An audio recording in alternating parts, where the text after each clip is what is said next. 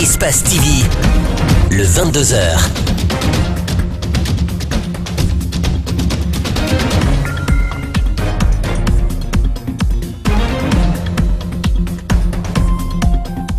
Vous êtes très nombreux à nous suivre sur le continent et à travers le monde.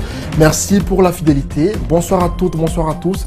Bienvenue dans le 22h. Au sommaire, le gouvernement vient de fléchir face aux revendications des syndicalistes dans le bras de fer qui les oppose.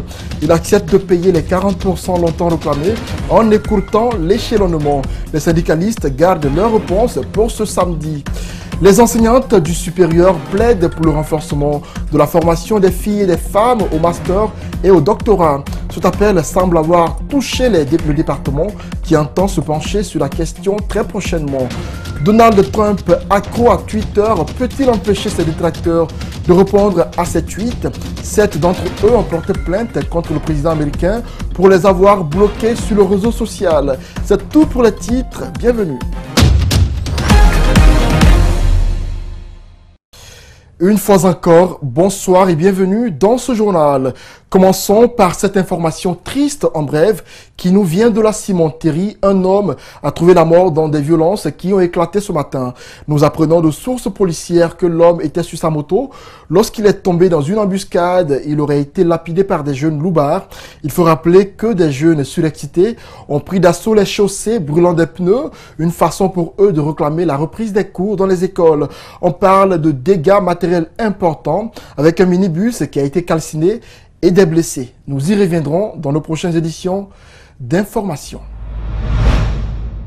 Peut-on parler de fin de la crise scolaire en Guinée? On est tenté de dire oui et non à la fois. Les négociations entre le gouvernement et le SLEG ont repris ce vendredi au Palais du Peuple et, contrairement aux autres jours, les choses semblent avoir bougé de ce côté puisque le gouvernement accepte de payer les 40% réclamés par Abakar Souma et ses amis, pas dans l'immédiat, mais par échelonnement. Le SLEG ne rejette pas la proposition. Les syndicalistes entendent se retrouver demain samedi à l'Assemblée générale pour examiner ces différentes propositions. Macky Sall, Ibrahima Souma pour plus de précisions. Une semaine de négociations n'aura pas suffi pour dénouer la crise qui mine le secteur de l'éducation guinéenne. Si d'un côté le gouvernement cède à la pression en faisant des concessions, les syndicalistes proposent une suspension de la séance pour consulter sa base. Ce sera ce samedi au siège du SLEG. C'est demain qu'on saura s'il y a avancé ou s'il n'y a pas avancé. Parce que nous comptons convier tous les enseignants de Conakry et les responsables du SLEG au niveau des préfectures environnantes, adresser des lettres de correspondance aux secrétaires généraux de l'ensemble du territoire pour qu'ils réagissent par rapport aux propositions faites par le gouvernement, à savoir les 10% fin avril et le mode de paiement de 40%. Pour le ministre conseiller du président Alpha Condé, la suspension de la grève est importante pour une reprise des activités socio-économiques afin de permettre à l'État de faire face à une revendication qui, à ses yeux, reste légitime. Le gouvernement propose de payer 10 autres pourcents à la fin du mois de mai. Et en fonction, bien sûr, des possibilités financières, puisqu'il y a un besoin aussi que l'activité économique reprenne pour permettre à l'État de mobiliser des recettes qui vont justement aider à faire face aux revendications légitimes des travailleurs. Parce que cette grève a eu des conséquences sur le système économique qui sont désastreuses dans la mesure où le niveau de mobilisation des recettes aujourd'hui est très bas. L'acte administratif qui lève la suspension du secrétaire général du SLEG était au centre des débats. Depuis le 1er mars dernier, le compte bancaire d'Aboubacar Souma n'est pas alimenté. Dans la salle, cela a fait monter la tension des syndicalistes qui considéraient cela comme un préalable dans les négociations.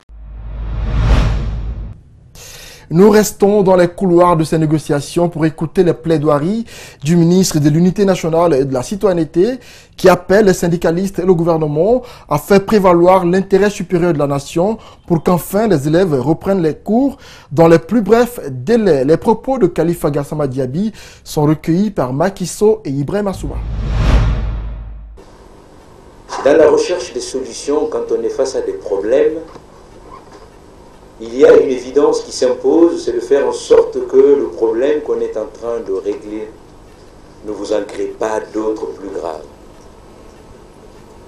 Nous sommes face à l'histoire, tous, le gouvernement, les syndicats, et le peuple regarde au milieu. À chacun de prendre ses responsabilités, chacun. Non pas en regardant qui est le président de la Guinée, parce qu'il n'est pas éternel, il passera. Qui est le gouvernement? Qui est le syndicat? Si on fait ces considérations, on ne sortira jamais de ces problèmes. Chacun doit prendre en son âme et conscience, pas regarder la tête du client. Chacun, chaque Guinéen, où qu'il soit, doit assumer sa responsabilité de dire est-ce que maintenant ça suffit ou il faut continuer? Que chacun assume sa responsabilité. Moi, je le dis ici de la façon la plus nette et la plus simple, calmement. Je ne défends jamais une idée à laquelle je ne crois pas personnellement, quelle que soit l'idée. Je crois profondément et intimement que les syndicats sont dans une bataille légitime, profondément légitime. Je crois que le peuple leur a rendu, mais je crois aujourd'hui que cette grève doit s'arrêter et qu'on passe à des discussions sérieuses pour que la nation non seulement prenne conscience de vos difficultés injustes, mais qu'elle cherche à y apporter des réponses structurelles et durables. En plus bref encore, pour être plus précis, il faut préciser que la décision portant levée de la suspension du salaire du secrétaire général du SLEG a été rendue effective avec effet rétroactif par le gouvernement guinéen. Le seul hic dans cet arrêté rendu public par le ministre de l'Éducation nationale, c'est le titre de directeur préfectoral de l'éducation de Dinguiraye attribué au syndicaliste Aboulaye Abakar Souma. Nous y reviendrons également. Les enseignantes du supérieur sollicitent le renforcement de la formation des filles et des femmes au master et au doctorat. Elles souhaitent également l'opérationnalisation des fonds de renforcement des femmes dans les carrières d'enseignement et de recherche. Cet appel à l'endroit des autorités est une manière pour ces enseignantes de célébrer la journée des droits de la femme. Un appel bien reçu par le ministère de l'Enseignement supérieur qui a réitéré sa détermination à promouvoir les droits de la femme. Alseni Bari, Yacouba Traoré signe ce compte-rendu. C'est à travers une conférence que les femmes enseignantes chercheuses ont célébré la Journée internationale des droits de la femme. Tout d'abord, il était question de rappeler les acquis des femmes dans ce milieu. Le plus grand laboratoire scientifique de notre université soit dirigé par une femme. Ensuite, il y a des femmes responsables au niveau des départements, responsables au niveau des décanats, responsables au niveau du rectorat. Selon les statistiques du ministère de l'Enseignement supérieur, la proportion d'enseignantes chercheuses dans les instituts, universités publiques était de 5,73% en 2015-2016. Dans la recherche, 11,82% à la même période. Sur 157 postes de décision, 15 seulement sont occupés par les femmes, d'où le rappel. Renforcer la politique d'action positive en faveur de la formation des filles et des femmes au master et au doctorat. Rendre plus opérationnel le fonds de renforcement des capacités et de promotion des filles-femmes dans les carrières d'enseignement et de recherche. Considérer davantage les questions de genre dans la nomination des postes de responsabilité aux structures relevant du ministère de l'Enseignement supérieur. Un signal bien compris par le ministre. Je m'engage à œuvrer pour le rayonnement des filles et des femmes dans le secteur de l'enseignement supérieur et de la recherche scientifique. Ainsi, je profite de cette occasion solennelle pour demander à toutes les institutions ici présentes d'œuvrer pour la prise en compte effective de la dimension genre et équité dans les activités de leurs structures respectives. Le ton est lancé. Reste à savoir si les actes vont suivre. Les femmes guinéennes dans la fièvre du 8 mars, celles du quartier Nongoy tête les invités hier de l'ONG Fitima, la Fondation internationale Tierno et Mariam, pour une rencontre avec des microfinances dans le but de faciliter leur autonomisation. Compte rendu, Malik Sangana Kamara. Des femmes de Nongo à l'écoute des responsables d'une microfinance de la place. Les procédures à suivre pour accéder au crédit sont expliquées à ces femmes, majoritairement vendeuses, afin de développer leur activité. L'initiative est de la Fondation internationale Tcherno et Mariam Fitima.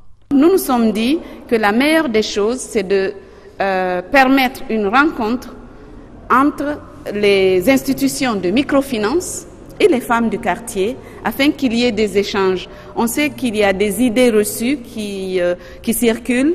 Les femmes n'osent pas aller dans les institutions de microfinance. Elles disent souvent qu'elles ne sont pas bien accueillies, que c'est compliqué. D'autres même disent avoir déposé une somme de 350 000 francs guinéens dans une mutuelle sans avoir de suite favorable. Alors que la mutuelle financière des femmes africaines, MUFA, existe en Guinée pour aider les femmes, la fondatrice de Fitima émet des suggestions car des informations à son niveau ne seraient pas satisfaisantes. Quand on lance des institutions, il faut prendre le temps de la réflexion. Il faut mettre aussi là des gens qui sont compétents et capables de mener les objectifs de l'institution. Sinon, même s'il y a des fonds, ça n'ira pas loin. Donc je ne peux rien dire sur cette mutuelle, j'ai simplement entendu dire que c'est un échec. Pendant que certaines femmes célèbrent la journée du 8 mars, d'autres par contre sont dans les rues de Conakry pour réclamer le retour des enfants dans les classes. Le fait qu'il y ait ces femmes, ces mamans, ces sœurs, ces grands-mères dans la rue, c'est aussi un signal très fort de notre pays pour dire à un moment donné, stop, il faut qu'on se penche sur ce problème de l'éducation. À Boké, cette fête n'a pas connu d'engouement. Elle a été célébrée sobrement dans la maison des jeunes en présence des autorités locales de Boké. Le reportage est signé de nos correspondants Aïcha Bangoura et Salifou Lifo Sissé. C'est dans une ambiance morose que cette fête du 8 mars dédiée à la femme du monde a été célébrée dans la maison des jeunes de Boké en présence des autorités locales, les femmes évoluant dans les entreprises minières et d'autres structures non gouvernementales de Boké. C'est une fête que toutes les femmes doivent assister. Parce qu'on dit qu'il y a l'égalité entre hommes et femmes. Actuellement, on est prêt à faire tout ce que les hommes font. Parmi nous, il y a des mécaniciens, des conductrices, des chauffeurs. Bon, toutes sortes de métiers que les hommes pratiquent, nous aussi on les pratiquons. Pour l'épanouissement de la femme dans la société, elle doit oublier tout esprit de division, rappelle la présidente des femmes de l'Union des forces républicaines. À partir d'aujourd'hui, là, depuis qu'on a suivi la formation là, déjà, on va commencer ça. On a déjà commencé. Maintenant, les femmes de Boké se plaît à dire, nous allons monter ensemble, descendre ensemble. Il n'y a pas de parti politique ici, il n'y a pas de RPG, il n'y a pas de IFR, il n'y a pas de IFDG. Nous sommes ensemble. C'est le problème de Boké maintenant. Le président de la Chambre régionale d'agriculture se dit heureux de fêter cette journée avec les femmes de Kakandé. Assister à une fête comme ça, internationale pour les femmes, donc vraiment, je n'ai pas regretté mon déplacement pour assister à ça. Donc nous souhaitons une bonne fête à... En marge de la célébration de la Journée internationale de la femme, un dîner gala a été organisé dans un réceptif hôtelier de la place. Objectif, sensibiliser les femmes sur leurs droits, dénoncer les violences basées sur le genre et inviter l'État à prendre ses responsabilités pour freiner ce phénomène. Mamadou Kalisso, Aliouba. On n'a entendu que deux. Les mutilations génitales féminines, les mariages précoces, les viols et les violences conjugales prennent une ascension inquiétante en Guinée. Ces derniers temps, plusieurs femmes ont succombé sous les coups de leur mari et le nombre de cas de viol enregistrés a quasiment triplé entre 2015 et 2017. Ces derniers temps, le nombre de femmes tombées sous les coups de leur mari et tout ça, je suis juste écœuré, je dis bien écœuré. Maintenant, que cela nous tienne, le plus important aujourd'hui, c'est d'œuvrer vraiment pour stopper tout ça, parce que les hommes qui font ça, je veux dire, c'est pas les hommes, c'est les animaux tout simplement, parce que quoi qu'il arrive, on ne doit pas lever la main sur une femme. Merci beaucoup. On adore l'autre, une femme. On fait tout pour essayer de la mettre bien. Maintenant, si ça se passe autrement, le mieux c'est de prendre l'air. Pour éradiquer ce fléau, les femmes doivent prendre leurs responsabilités en main. Elles doivent se former, avoir des objectifs et prendre l'exemple sur celles qui ont réussi. Toutes les femmes doivent prendre le courage les femmes doivent faire du sérieux parce que dans tout ça, il y a aussi ça dedans. Quand une femme fait le sérieux, l'homme ne pourra pas te faire quelque chose qui est anormal. L'homme va avoir peur de toi, l'homme va te respecter. Quand tu montres à l'homme que l'homme, tu dois me respecter, l'homme va te respecter. Il faut de l'assurance, de la confiance et se fixer un objectif. Et moi, je me suis fixé un objectif et j'y suis. Avoir une journée dédiée à la femme est certes bien, mais cela ne suffit pas. C'est un combat quotidien et certaines femmes commencent à le comprendre. Il y a beaucoup de femmes quand même qui sont en train de prendre leur courage à deux mains et venir aller porter plainte, parler. Je pense que c'est ça qui est important. Pour qu'on finisse avec la violence faite aux femmes, les femmes doivent avoir le courage de parler, le courage de dénoncer. Ce n'est pas facile vu que nous sommes dans une société africaine, mais il faut le courage, il faut avoir le courage de le dire. Et puis, cette autre information en bref qui nous provient de la préfecture de Leluma, où une adolescente de la 10e année a été violée par un gendarme. Selon nos sources, l'acte est survenu à la veille de la fête du 8 mars. Le gendarme, dont l'identité n'est pas encore connue, a été mis à la disposition de la justice. Il sera situé sur son sort. Les jours à venir, une enquête serait ouverte. Conakry, la Guinéenne, une exposition aussi riche et diversifiée. Chaque cliché, son anecdote. La photographe, voyageuse, chercheuse Isabelle Da Piedad partage son regard de la Guinée à travers les photos. Le vernissage se présente comme une source d'inspiration pour ses pairs. Mohamed Damarou Kamara et Abakar Din Kamara y ont été pour la rencontrer. Suivez.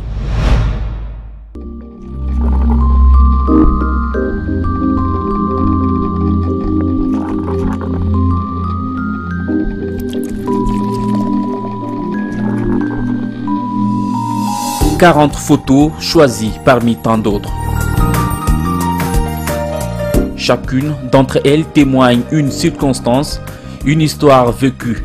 Isabelle Da Piedad retrace sobrement une de ses virées sur le territoire guinéen. Je viens en Guinée depuis 2002, donc ça a été pour moi une rencontre avec un pays, une culture, une histoire.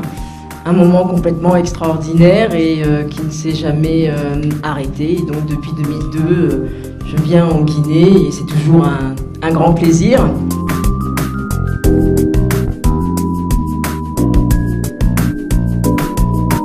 Conakry, la Guinéenne, l'intitulé de son vernissage est une marque de reconnaissance pour cette culture guinéenne qui l'a foncièrement épatée. C'est un pays que je ne connaissais pas et donc, je suis venue en Guinée pour la première fois et on m'a offert Nimba.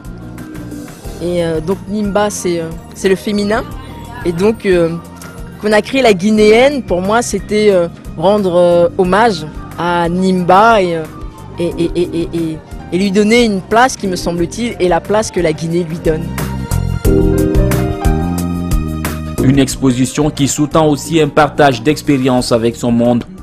Il y a de quoi inciter les photographes guinéens à pérenniser de telles initiatives. C'est une très bonne idée. On est même fiers d'avoir des gens qui ont des initiatives comme la dame, ce qu'elle a exposé. Comme a dit Sanoussi, réellement nous, on est fiers, on ne peut que nous réjouir. C'est un apport, parce que la dame, elle est venue en Guinée. Elle a vraiment pensé ce que nous sommes en train de faire. C'est vraiment intéressant. Voyageuse, chercheuse, auteure comme elle se définit, Isabelle Da Piedad, née à Paris dans les années 60, nourrit cette passion depuis son adolescence. D'ailleurs, comment définissez-vous la photographie? La photographie pour moi c'est le prolongement de mon regard, c'est des émotions.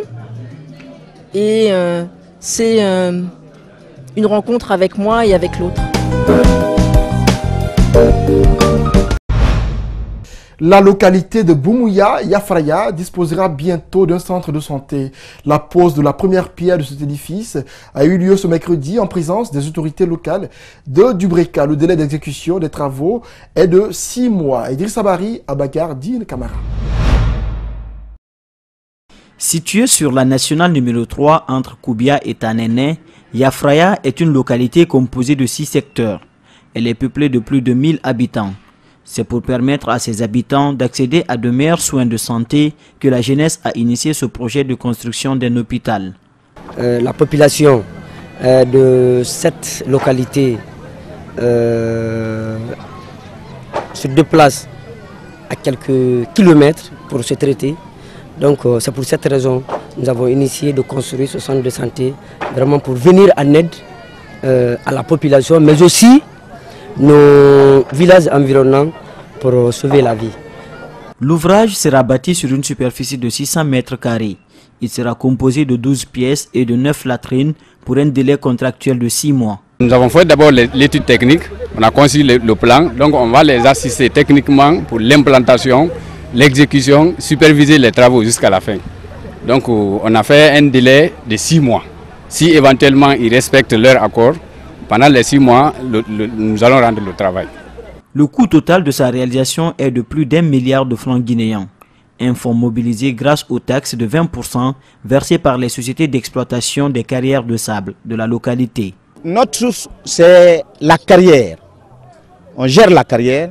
Le peu que nous recevons avec la préfecture de Dobereka, c'est ce que nous allons investir ici. Et enfin, en demandant aussi les bonnes volontés pour venir au secours. Les sages de la localité, y compris le patriarche de la Basse-Guinée, a félicité et encouragé la jeunesse de Yafraya pour cette initiative qui, selon lui, la construction de ce centre de santé permettra aux femmes d'accoucher en toute sécurité.